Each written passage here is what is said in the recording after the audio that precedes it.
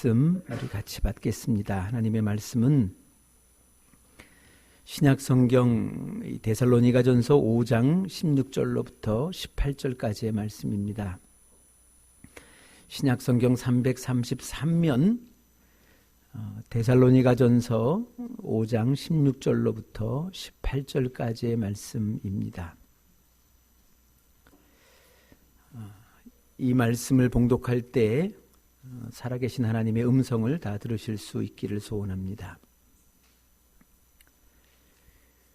항상 기뻐하라, 쉬지 말고 기도하라, 범사에 감사하라. 이것이 그리스도 예수 안에서 너희를 향하신 하나님의 뜻이니라. 아멘. 오늘 우리에게 말씀을 전해주실 우리 김태원 목사님 올라오실 때 여러분 박수로 한번 환영해 주셨으면 감사드리겠습니다.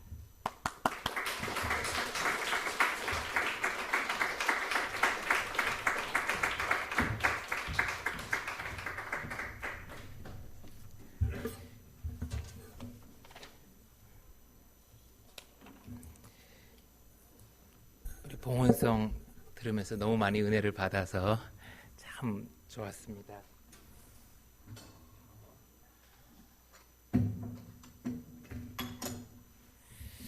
다시 한번 감사드리고요. 추수감사절 예배 이제 설교를 얼마 전에 부탁받고 준비하는 가운데 잘 준비했다고 생각이 됐는데 시절이 굉장히 힘들어졌어요. 그래서 내일 어떤 말씀을 전해야 될까 많이 고민도 되고 했지만 오늘 말씀이 AD 한 52년경에 고린도에서 선교여행을 하던 사도 바울 선생님께서 이제 막 새로 생겨난 교회 데살로니가 교회 성도들한테 보낸 편지잖아요.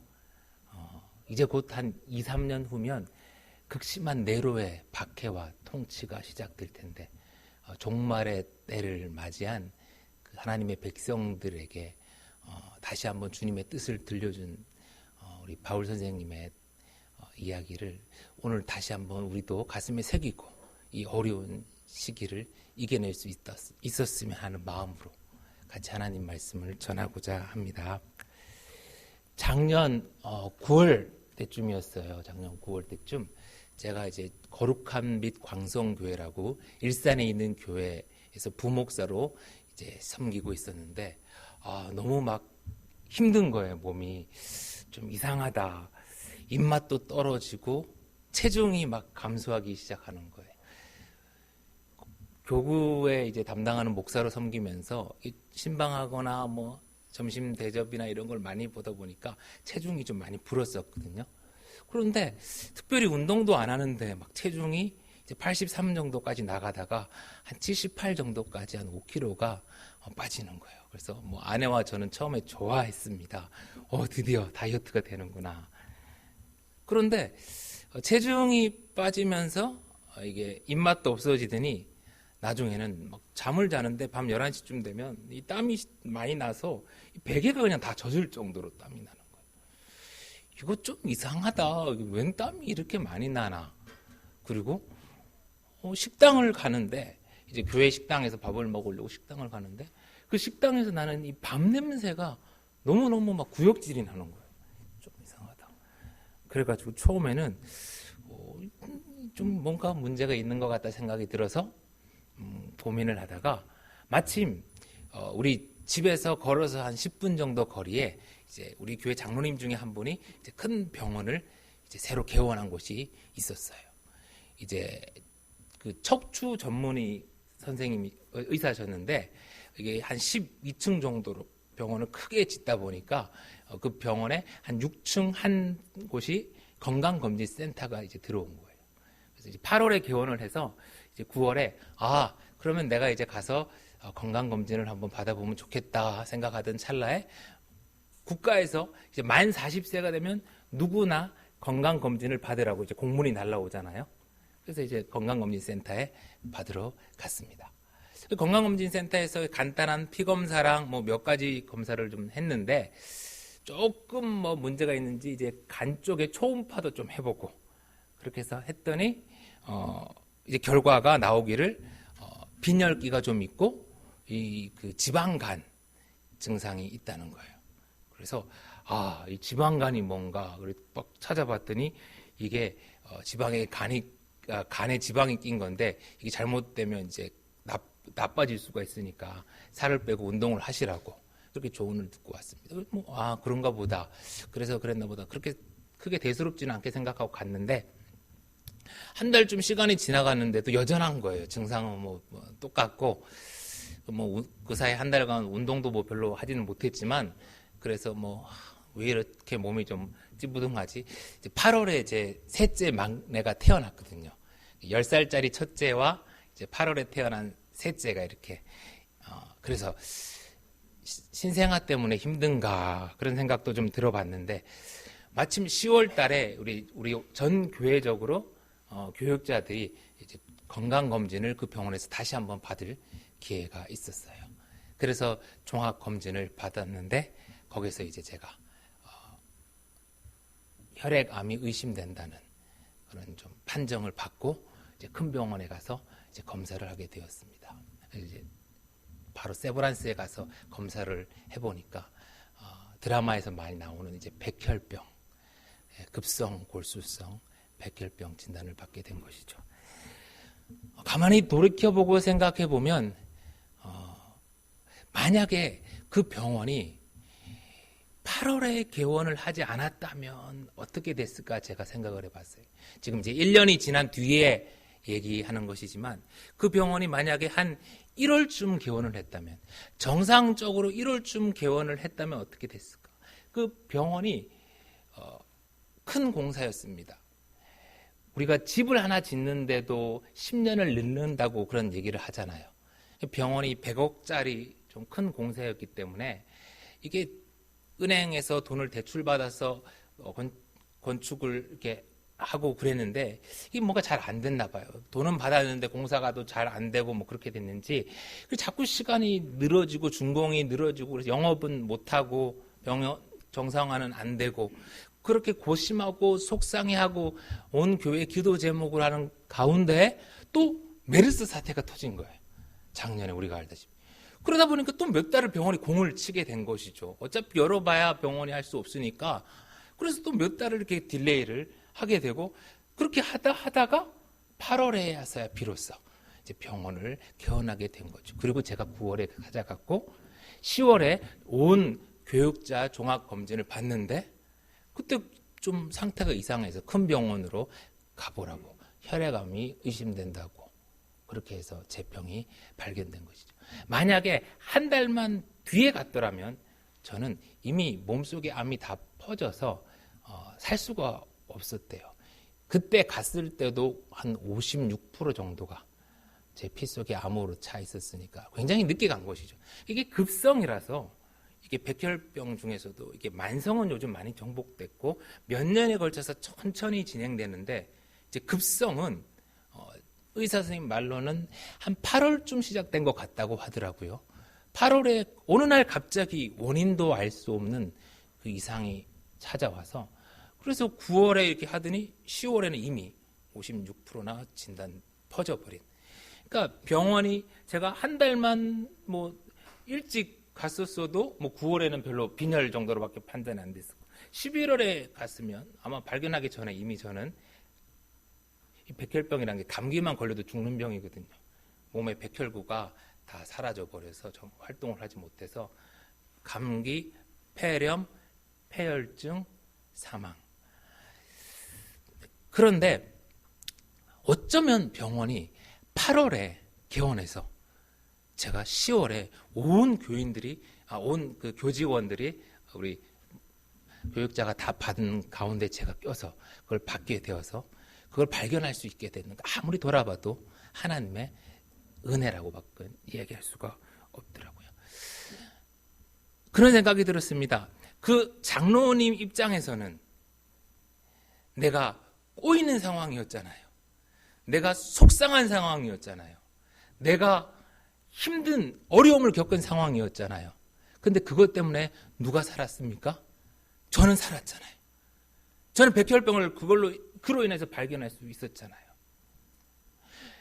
반대로 우리의 입장에서 내가 꼬이고 힘들고 심지어는 망할지라도, 내가 큰 병과 암에 걸릴지라도 그로 인하여 내 주변에 누군가가 하나님의 은혜 때문에 살아날 수 있다면 이건 얼마나 큰 하나님의 은혜입니까?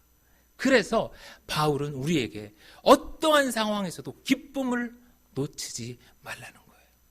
심지어 내가 망할지라도 이 땅에서 망하는 나의 사건이 다른 누군가를 살릴 수 있으니까, 그 꼬이는 상황이 누군가를 살아나게 하는 하나님의 은혜의 통로가 될 수도 있기에 항상 기뻐하라 라고 우리에게 권면을 하고 있지요.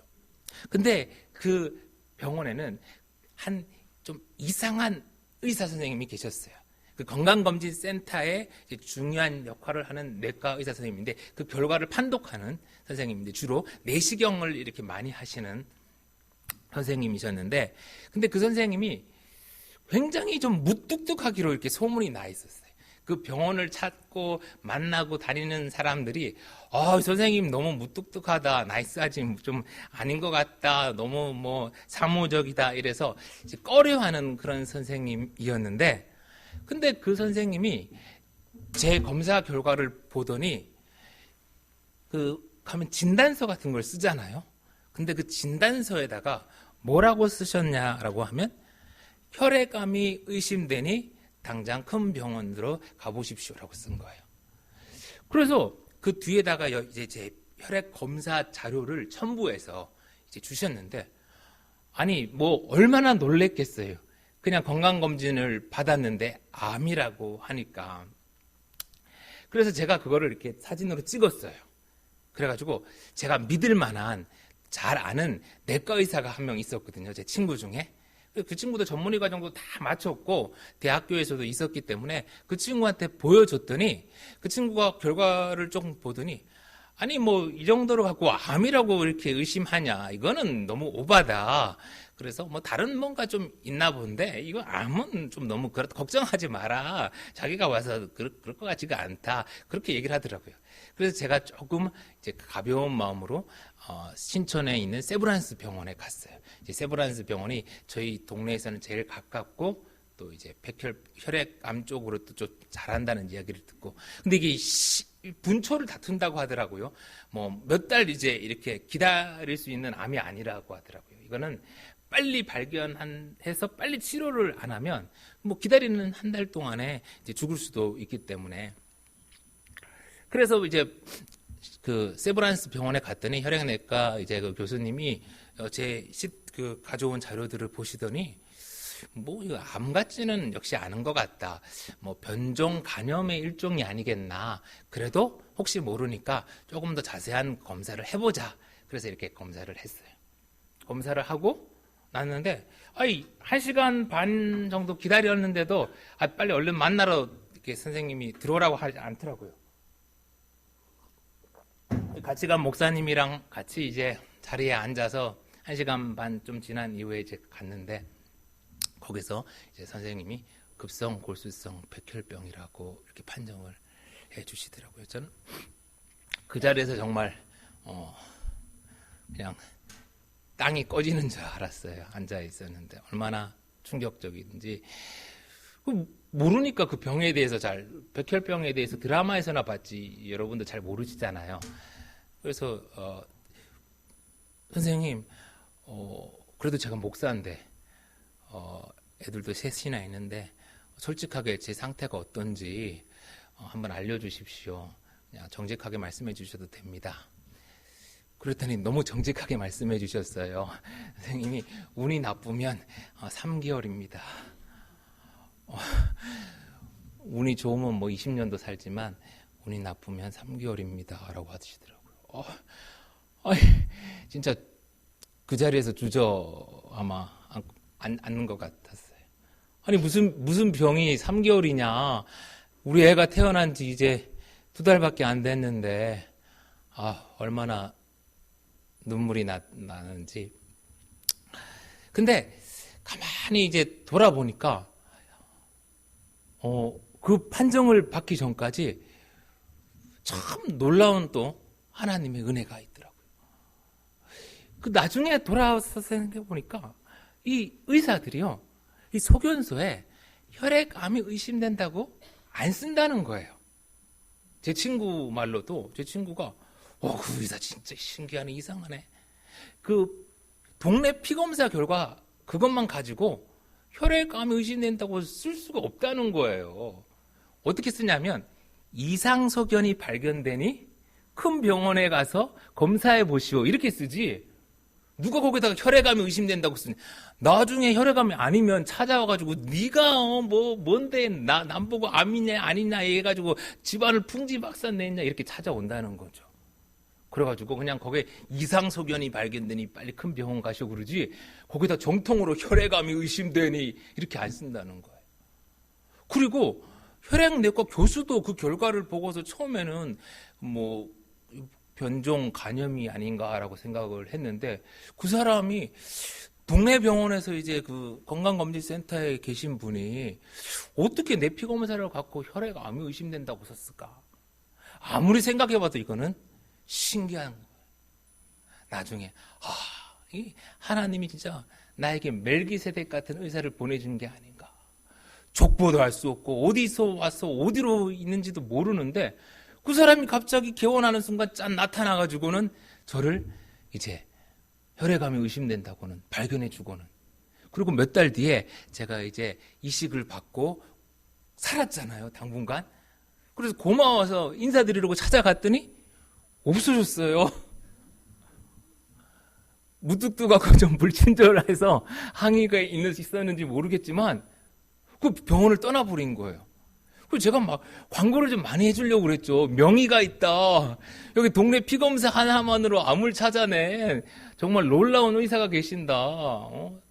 대학병원에서 정밀 검사한 것도 아니고. 그런데 그분이 그렇게 용기 있게 또 혈액암이 의심되니 큰 병원 가보라고 써줬던 그분이 그냥 사라져버린 거예요. 없어져버린 거예요. 그러니까 아무리 생각해도 나 하나 살리고 그분은 왔다가 떠나신. 여러분, 우리가 인생을 살아가다가 참 이상한 사람을 만날 때도 있어요. 저 사람은 왜 이렇게 무뚝뚝해? 왜 이렇게 불친절해? 나한테 왜 이렇게 나한테 내가 뭐 잘못한 게 있다고, 내가 뭘 섭섭한 게 있다고, 저 사람 나 처음 보는데 이래. 나는 호의로 대해줬는데도 저 사람은 나한테 왜 늘 이렇게 인상 찡그리고 있어? 그러나 그럼에도 불구하고 그 사람이 만약에 나를 살려줬다면, 그 사람이 내 영혼을 구원했다면 얼마나 고맙겠어요.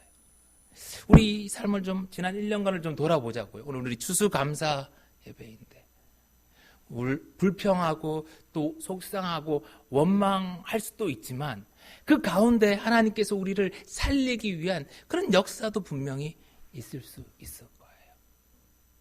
아무리 이상한 사람, 이상한 상황일지라도 우리 가운데 하나님의 은혜가 임하면요, 그 상황이 또 우리에게 얼마나 유익한지 몰라요. 그러니까 우리는 범사에 감사할 수 있어요. 기쁨을 놓지 말아야 되고요. 또 범사에 감사해야만 합니다. 그 병원에서요, 월요일 날 검사하고 화요일 날 병원에 큰 병원 가보라고 진단서 받고 수요일 날 가서 검사하고는 진단 받고는 목요일 아침부터 골수 검사를 바로 하더라고요. 그래서 골수를 뽑아서 정밀 검사를 해보고 유전자 검사를 시작하는데 이미 급성골수성 백혈병 딱 판정이 나고, 그러니까 저한테 생각할 시간과 이런 걸 안 주더라고요. 그냥 목요일 검사하고는 목요일 바로 병원에 입원을 시키더라고요. 항암 치료를 해야 되나, 앞으로 어떻게, 이런 거 고민하고 전혀 할 필요 없습니다. 걸리면 바로 입원해서 바로 금요일 아침에 이제 심장 옆에 이제 심장으로 마지막으로 들어가는 대정맥이 있어요. 정맥에다가 이제 구멍을 뚫어요. 거기다 구멍을 뚫고 이제 관에다가 이제 약이 잘 들어갈 수 있도록 이렇게 설치를 하고 바로 금요일부터 항암 치료를 시작하더라고요. 이게 팔 같은 데 이렇게 주사를 해서 하면 혈관이 이게 다 녹아버려요.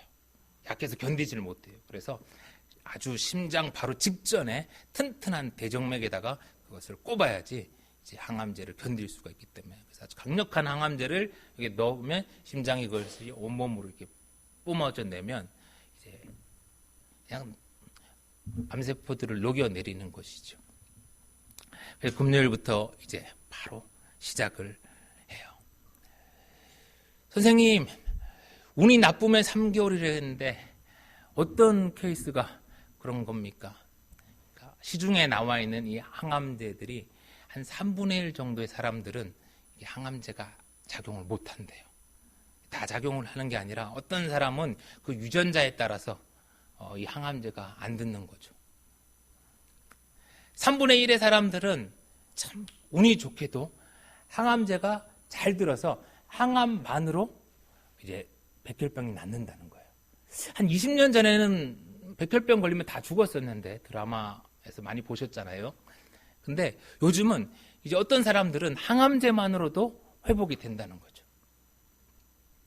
근데 어떤 사람들은 또 3분의 1 같은 경우에는 항암제는 듣는데 이 항암제의 백혈병이 금방 내성이 생겨버린대요. 그래서 꼭 이식을 받아야, 골수 이식, 요즘은 조혈모세포 이식이라고 하는데 그 이식을 받아야만 살 수가 있대요. 저는 어느 케이스입니까? 제발 항암만으로 살아날 수 있는 3분의 1이 되게 해주세요. 쉬지 말고 기도했죠. 근데 안타깝게도 저는 운이 좋은 3분의 1은 아니더라고요. 저는 무조건 이식을 받아야만 살 수 있는 중위험군 정도에 들어간 것 같다라고 얘기를 해주더라고요. 고위험군, 항암을 해도 소용이 없다라는 건 얘기를 안 해주겠죠. 그래서 한 달 정도의 그 항암을 하는데 이제 그 항암이 잘 되었냐 안 되었냐는 그 한 달 뒤에 이제 다시 한번 골수 검사를 해봐서 이제 그 혈액 속에, 골수 속에 암세포가 5% 미만으로 있냐 없냐, 있으면 항암이 실패한 거고 암세포가 5% 미만으로 줄어들면 이제 완전 관해가 되었다라고 그래서 항암을 성공했다라고 이제 보는 것이죠. 전날 잠을 자고 다음날 하는데 얼마나 떨리던지요. 그리스도인들이 우리 천국을 믿지 않습니까? 목사인데 오죽하겠어요. 그래도 떨리더라고요. 와, 전날 막 수능 시험 볼 때보다 더 떨린 것 같아요. 왜냐하면 그 결과에 따라서 조금 더 사냐, 그렇지 못하느냐가 결정이 되니까. 새 자녀가 눈앞에 아른거리는데 하나님 살려주세요, 살려주세요. 기도가 절로 나오죠.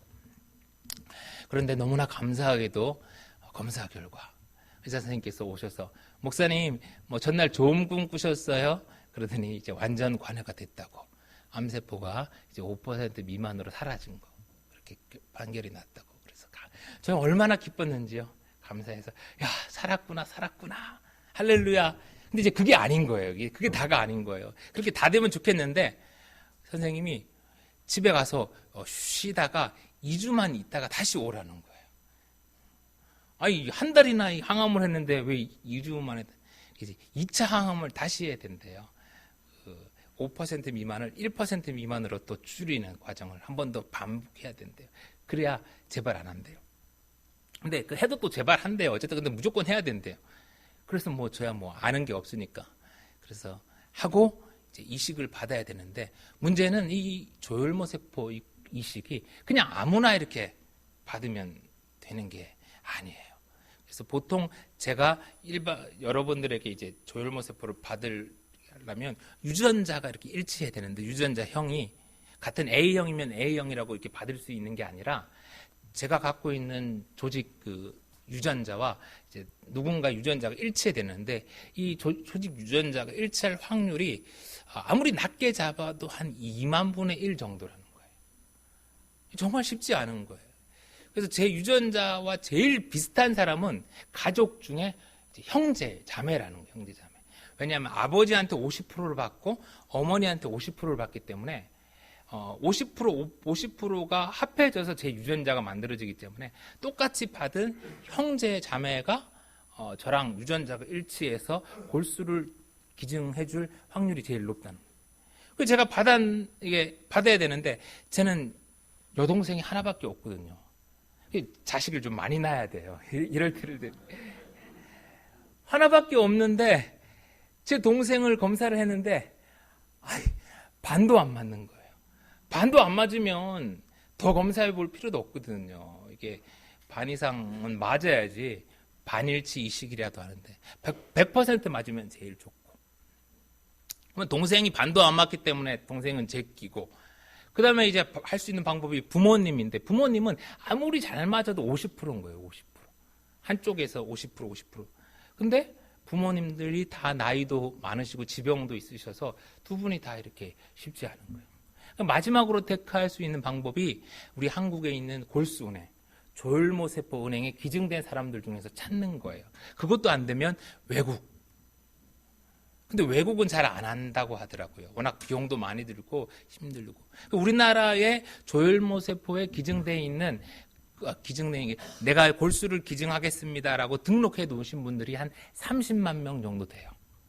우리나라 인구 5천만 명 중에 한 30만 명 정도가 내가 이런 어려움이 있는 분들을 위하여 골수를 기증하겠습니다. 조혈모세포를 기증하겠습니다.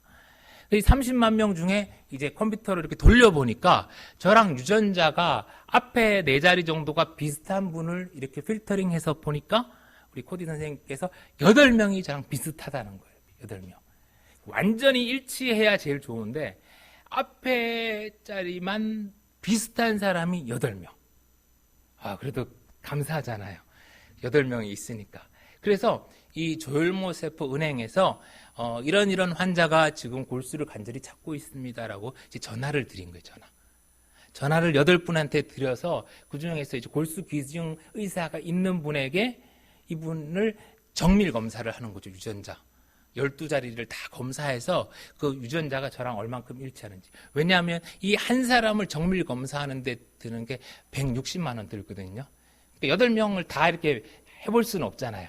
그러니까 골수 기증을 해주겠다고 하는 사람을 검사를 하는데, 이 8명을 8명한테 전화를 했는데, 그 중에서 몇 명이 저에게 이제 기증해주겠다고 OK를 해주셨냐면, 그 중에서 무려 7명이 거절을 했어요.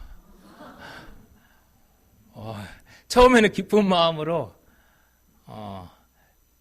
골수 기증 의사를 밝혔는데, 막상 전화가 가니까 이런저런 상황 때문에 못하겠다고 다 거절을 하셨어요.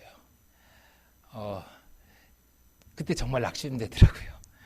항암 다 하고 이식 받으면 살 수 있을 것 같았는데, 아이들과 좀 더 행복한 시간을 보낼 수 있을 것 같은데, 목사로서 남겨진 사명을 이어갈 수 있을 것 같았는데 7명이 검사도 안 해보고 거절했다는 소식을 전해주셨을 때 참 낙심되더라고요. 백혈병이 걸렸을 때 들었던, 왜 하필 나야? 왜 내가 뭘 잘못했어? 그런 원망이나 그런 미움이나 그런 것보다도 8명 중에 7명이 거절했을 때 드는 그 낙심감 참 크더라고요. 근데 아마 제가 낙심하고 거기서 주저앉고 원망했으면 아마 저는 거기서 끝났을 것 같아요. 그런데 기도했죠. 많은 분들이 저를 위해서 기도해 주셨고 간절히 기도해 주셨어요. 그래서 그 한 분을 검사해보자. 한 분이니까 최소 2만 분의 1, 한 10만 분의 1 정도의 확률이지만 검사해보자. 그래서 검사를 했는데 하나님께서 은혜를 베풀어 주셨어요. 코디 선생님이 그 검사 결과 갖고 와서 아침에 막 울먹이면서 얘기하시더라고요. 목사님, 그분의 유전자가 목사님이랑 100% 일치한대요. 그래서 100% 일치하는 그분의 유전자 받고 골수 받고 제가 생명을 이어가고 있어요. 하나님 참 놀랍죠. 8명 160만 원 다 검사시키려면 돈 많이 드니까 7명 아닌 애들은 다 제끼시고 진짜 해줄, 그리고 진짜 저랑 100% 일치할 그 한 분 마음을 움직여서 저한테 기증해 주시기로 하셨고, 제가 그 골수를 기증받는 전날까지 온 가족과 온 사람들이, 저를 아는 분들이 그분 다치면 안 된다고, 그분 마음 변하면 안 된다고, 그분 절대로 죽어서도 안 된다고 얼마나 간절히 기도했는지 몰라요. 그래서 살았어요. 여러분, 아무리 우리의 상황이 절망스럽고 아무리 실망스럽고 속상해도 우리가 포기해서 안 돼요. 우리가 기도할 수 있는 한 우리는 쉬지 말고 기도해야 돼요. 그러면 범사에 정말 감사할 일들이 많이 있는 것 같아요. 아마 사도 바울 선생님께서 잘 아셨던 것 같아요. 이제 새로 생겨난 데살로니가 교회가 앞으로 네로의 박해를 앞두고 얼마나 힘들지, 얼마나 속상한 일들이 많을지. 그럼에도 불구하고 얘들아, 너희들이 항상 기쁨을 이 땅에서 살아가면서 놓치지 마라. 쉬지 말고 기도해라. 그리고 모든 범사에 감사하라. 이것이 우리를 향한, 그리스도 예수 안에서 우리를 향한 하나님의 명확한 뜻임을 우리에게 들려주고 계세요. 여러분, 요즘 참 어렵잖아요. 낙심할 때도 많잖아요. 그러나 성도는 그 어떤 순간에도 말씀을 붙들고 이겨나갈 수 있다는, 그리고 이겨내셔야 한다는 것을 잊지 않고 돌아가는 복된 하루가 되시기를 간절히 소망합니다. 기도하겠습니다. 사랑하는 주님, 은혜 때문에 우리가 살아갑니다. 우리 주변 환경은 우리가 감사하기 힘든 경우가 많지만 돌아보면 하나님 얼마나 은혜를 많이 주셨는지요. 하나님, 그 은혜를 다시 한번 기억하면서 우리가 기뻐하며 기도하며 감사하며 살아가는 우리가 될 수 있도록 하나님 인도하여 주옵소서. 예수 그리스도의 이름으로 기도드립니다. 아멘.